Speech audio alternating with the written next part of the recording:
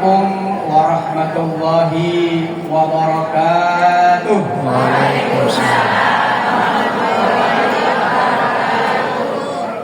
Innal hamdalillah wassalatu wassalamu ala Rasulillah Sayyidina wa maulana Muhammad ibn Abdillah wa ala alihi wa sahbihi wa mawalah. La haula wa la quwwata illa billah. Qala Allah Ta'ala fi kitabihil karim, a'udzu billahi minasy syaithanir rajim. Bismillahirrahmanirrahim. Laqad kana lakum fi rasulillahi uswatun hasanah. Al-ayat. Wa qala rasuluhun nabiyyul karim, innama bu'ithtu li utammima makarimal akhlaq. Sadaqallahul azim. Wa sadaqa rasuluhun nabiyyul karim, wa nahnu ala dzalika minasy syahidin wasyakirin walhamdulillahi rabbil alamin. Amma ba'd. Hadaratil muhtaramin yang kami muliakan, para alim ulama, asatidzah Masjid Jami Al-Ihsan, terkhusus kepada Bapak Kiai Haji Saifuddin Aman, Bapak Kiai Haji Ma'ruf Fadlan, Bapak Kiai Haji Musyafa Ahmad, dan asatidzah yang lainnya. Dan kami hormati pengurus Masjid Jami Al-Ihsan, yang kami hormati Ketua Dewan Masjid Indonesia Kebayoran Baru yang sepertinya masih dalam perjalanan, petugas penyuluh agama dari kantor urusan agama Kebayoran Baru yang juga mungkin sepertinya sedang OTW menuju Masjid Al-Ihsan, serta hadirat sekalian yang dirahmati Allah. Alhamdulillah, puja dan puji syukur senantiasa kita panjatkan kehadirat Allah Subhanahu wa Ta'ala atas limpahan nikmatnya pada kita semua, wabil khusus nikmat sehat dan sempat. Ya, karena dua nikmat ini, ibu, bapak-bapak, banyak orang menganggap hal yang biasa. Biasa itu yang namanya sehat dan juga sempat. Baru berasa ketika kita sakit, baru berasa nikmatnya sehat. Makanya Rasul pernah mengatakan, ni'matani maghbunun bihima katsirun minan nas. Banyak orang tertipu dengan dua nikmat. Apa itu? Nikmat sehat dan sempat. Karena itu di pagi yang cerah ini kita diberi nikmat sehat dan sempat oleh Allah Subhanahu wa Ta'ala untuk sama-sama melangkahkan kaki menuju Masjid Jami Al-Ihsan untuk memperingati kelahiran baginda Rasul sallallahu alaihi wasallam. Semoga langkah kita menuju Masjid Jami Al-Ihsan dibalas dengan balasan pahala yang berlipat ganda. Salawat serta salam tersanjung selalu kepada junjungan kita, suri tauladan kita dalam segala aspek kehidupannya, yakni Nabiyina wa Habibina wa Syafi'ina Muhammad sallallahu alaihi wasallam. Dan semoga kita kelak semuanya, wabil khusus jamaah Majlis Ta'lim Al-Ihsan, mendapatkan syafaatnya di yaumil qiyamah. Amin amin ya rabbal alamin. Bapak, Ibu, hadirin hadirat sekalian yang dirahmati Allah, saya kebagian ceramah singkat, ya disebut kultum. Ibarat pertandingan tinju, ini saya partai tambahan. Partai intinya nanti Pak Kiai Musyafa. Karena itu nggak perlu panjang lebar. Pada kesempatan yang berbahagia ini, saya akan menyampaikan tema tentang muhasabah. Apa itu muhasabah, bapak-bapak, ibu-ibu, hadirin hadirat sekalian? Muhasabah adalah aktivitas di mana kita mengevaluasi diri kita sendiri, menilai-nilai diri kita sendiri, kekurangan-kekurangan apa saja yang sudah kita lakukan untuk kita perbaiki di masa yang akan datang.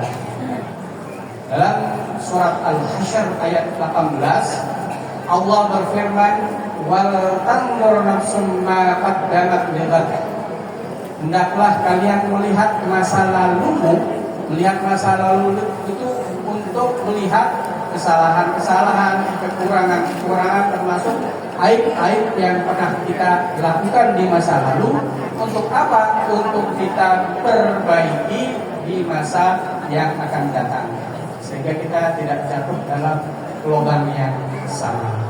Itulah aktivitas muhasabah. Sehingga kita fokus kepada diri kita sendiri, karena objeknya adalah diri kita sendiri. Berbeda dengan apa yang terjadi saat ini, ya, di mana kita saksikan melalui media-media sosial, entah itu TikTok, Facebook, Instagram, dan lain-lainnya, orang berlomba-lomba mencari kesalahan orang lain. Kita saksikan, ya, ada orang yang diulitin habis-habis di TikTok, di Instagram, ya, dosa-dosanya semua disebarin di publik. Padahal hal ini dilarang oleh agama kita. Dalam surat Al-Hujurat ayat 12, Allah berfirman, "Ya ayyuhalladzina amanu ijtanibu katsiran minadh-dhann, inna ba'dadh-dhanni ithmun wa la tajassasu."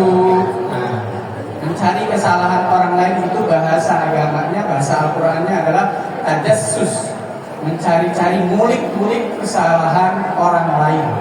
Ini adalah perbuatan dosa, ya. Maka alih-alih kita mencari kesalahan orang lain yang ujungnya dosa, justru kita dianjurkan oleh agama kita adalah muhasabah, mencari-cari kesalahan diri kita sendiri untuk kita perbaiki. Namun masalahnya, ibu-ibu, bapak-bapak sekalian, ketika kita disuruh cari kesalahan diri kita sendiri itu agak susah. Biasanya kayak gitu, ya. Kalau disuruh cari kesalahan orang lain gampang, cepat. Betul apa betul, ibu-ibu? Tetangga kita kesalahannya apa aja tahu kita. Ketika dari A sampai Z kita tahu, wah dia tukang ini, tukang itu, tukang ini. Tapi begitu nunjuk ke diri kita sendiri, apa kesalahan, apa aib kurangan saya, susah. Ya. Ada sebuah peribahasa kan, semut di seberang lautan kelihatan, nampak. Namun gajah di pelupuk mata tidak kelihatan. Itulah kebanyakan dari kita, ya. Kalau melihat kesalahan orang lain mudah, tapi begitu melihat kesalahan aib diri sendiri itu susah. Makanya bapak-bapak, ibu-ibu, hadirin sekalian, menarik apa yang disampaikan oleh Imam Al-Ghazali. Ada yang kenal sama Imam Al-Ghazali? Kenal gak, Bu? Bapak kenal sama Imam Al-Ghazali? Tahu namanya. Iya, tahu namanya. Betul. Beliau adalah seorang ulama besar, mendapat julukan Hujjatul Islam. Sebuah karya monumentalnya namanya kitab Ihya Ulumuddin, di mana kitab ini dipakai di seluruh dunia. Isinya tentang perbaikan diri sendiri, ya, tazkiyatun nafs, di mana kita diajarkan bagaimana cara memperbaiki diri, ya. Imam Al-Ghazali mengatakan setidaknya ada 4 cara agar kita bisa mengidentifikasi, wah bahasa kayaknya gitu, Bu, ya. Apa itu identifikasi itu, ya? Menemukan aib diri sendiri, kemudian kita bisa memperbaikinya.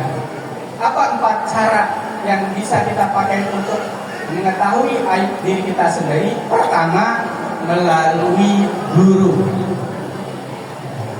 Kita sebut mungkin ustaz gitu, ya. Tapi bukan guru sembarang guru, ya. Guru yang ilmu agamanya memang benar-benar bisa dipertanggungjawabkan. Ilmunya nyambung bersanad sampai Rasulullah Shallallahu Alaihi Wasallam. Bukan guru yang ilmunya dari Google atau dari AI. Kalau sekarang AI, ya kan?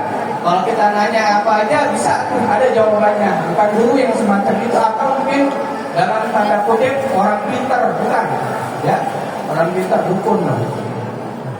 Guru yang kita tahu keilmuannya dan kita mengaji secara rutin kepada mereka, kemudian kita pun berkonsultasi tentang apa saja tentang kehidupan kita, baik masalah dunia, masalah ibadah dan lainnya.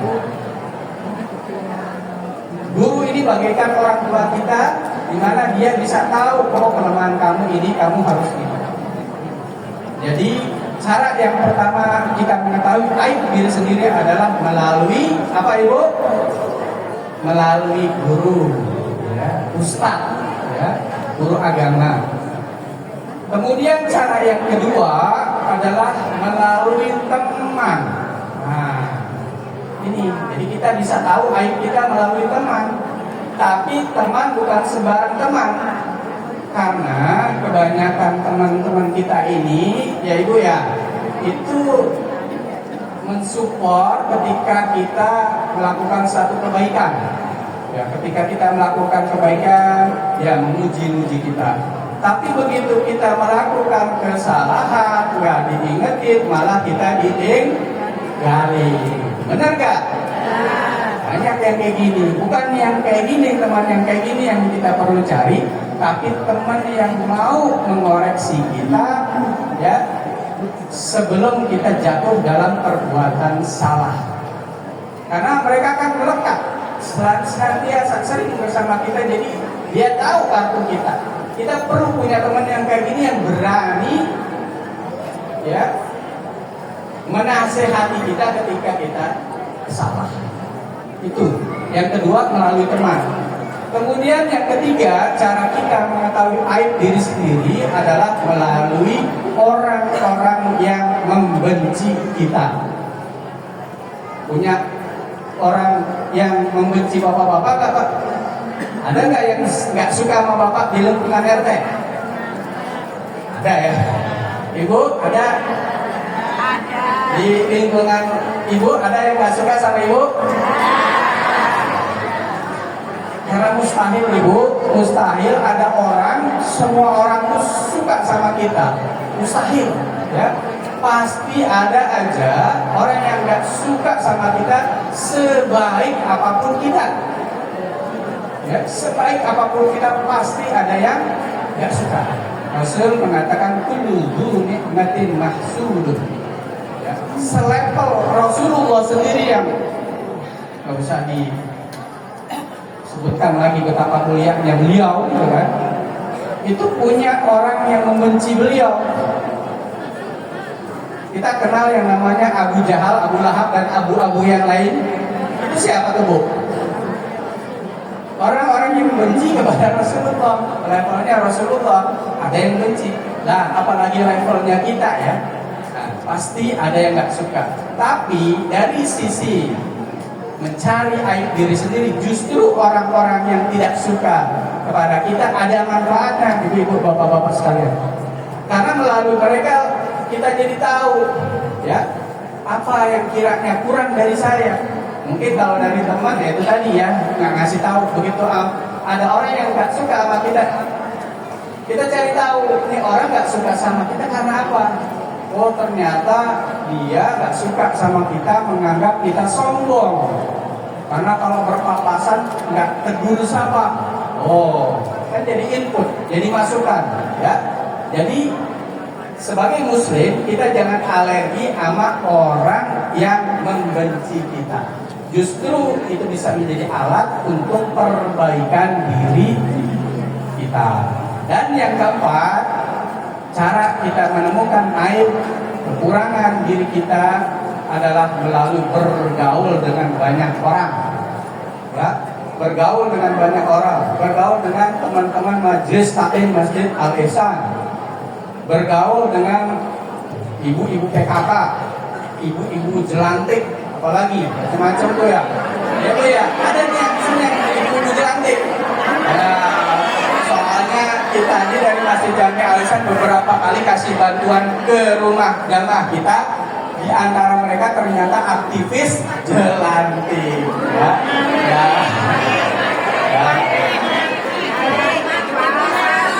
ya. Jumantik ya? Oh, mohon maaf, Jumantik, bukan jelantik ya, mohon maaf. Iya, Jumantik, ya, maksudnya itu ya Ibu ya, mohon maaf, ya. Mungkin juga kita bergaul ya untuk bapak-bapak di paguyuban RT, RW, klub sepak bola dan lain sebagainya gitu ya. Pokoknya banyak lah kita bergaul dengan berbagai macam lapisan, ya, lapisan istilah kerennya strata sosial gitu ya. Ya, dengan siapa aja kita bergaul, kita serap informasi dari mereka, apa saja yang tidak disukai oleh mereka. Ketika kita dapat, maka hal itu menjadi warning bagi kita, peringatan bagi kita, jangan sampai kita melakukan yang tidak disukai oleh orang banyak itu. Katakanlah hampir semua sepakat nggak suka sama orang yang pelit. Nah, maka informasi dari bergaulnya kita dengan orang banyak, mereka nggak suka sama orang yang pelit, kita terapkan untuk diri kita. Di tengah-tengah masyarakat kita tidak menjadi orang yang pelit, melainkan suka berbagi sesuai dengan kemampuan kita.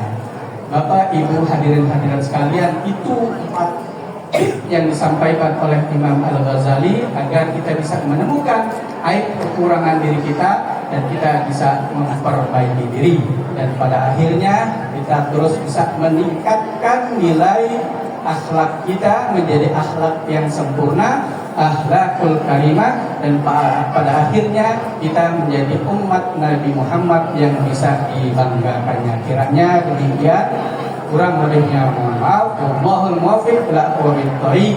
Wassalamualaikum warahmatullahi wabarakatuh.